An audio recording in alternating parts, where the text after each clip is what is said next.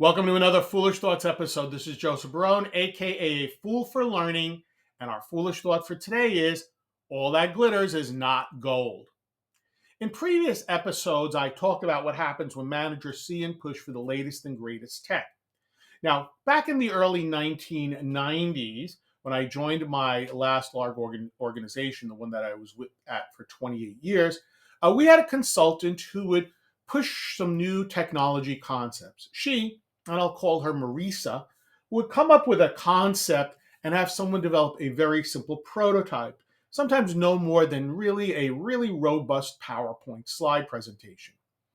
Marisa would begin to promote it first in the IT sector and then across the organization. Marisa had the support of the CIO, so people always took her seriously.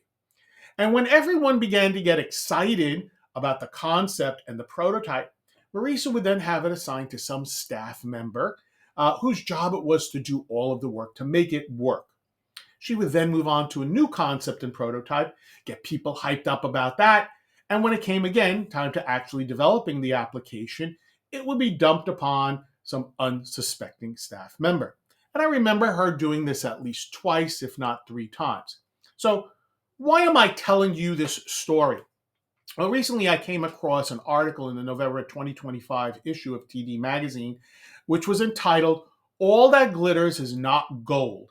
And it talked about the Gartner hype cycle, developed in 1995. Now, for those of you who don't know about Gartner, especially when I was starting out in the IT area, it was the organization that everyone looked to for advice and guidance in the IT field. Their big product was the Gartner Magic Quadrant, as well as their conferences. The Magic Quadrant was a series, just to let you know, of market research reports published by them, which relied on proprietary qualitative data analysis methods, and it demonstrated market trends. Now, let's get back to the Gartner hype cycle. Now, this Gartner hype cycle is really a roadmap for navigating the new technology from wow to works. And so let's take a look at the roadmap phases. Phase one, innovation and trigger. In this phase, there is some breakthrough announcement or prototype that would get everyone excited. Phase two is the peak of inflated expectations. In this phase, over-the-top items are promises are made. Over-the-top promises are made.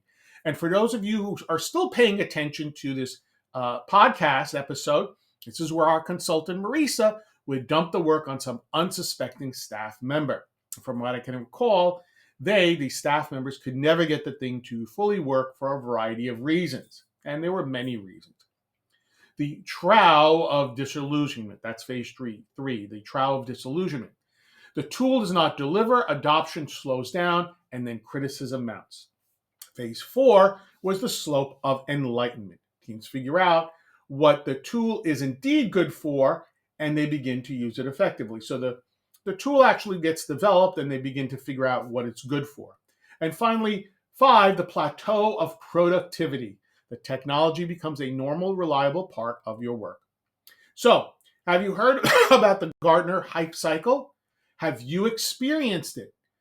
If yes, that you've experienced it, I would love to hear from you. And hopefully, I have given you something to think about. Thank you for taking the time out of your busy day to listen to this episode. And if you learned something, please take a moment to like, comment, subscribe, or even share with a friend.